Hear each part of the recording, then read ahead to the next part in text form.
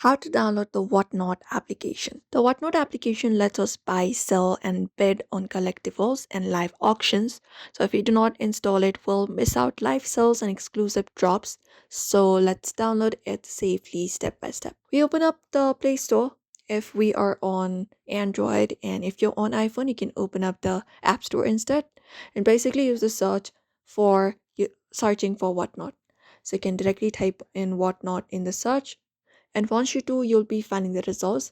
This is the official application of Whatnot from whatnot.inc. And once you find it up, we just need to tap on this option called install if it's on Android, and if it's on iPhone, you will be finding get option. You can tap on it and then wait for the download to be completed.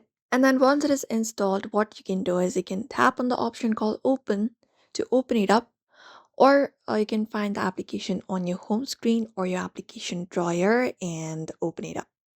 Now we can sign up or log in. We can create a new account or log in with the existing one.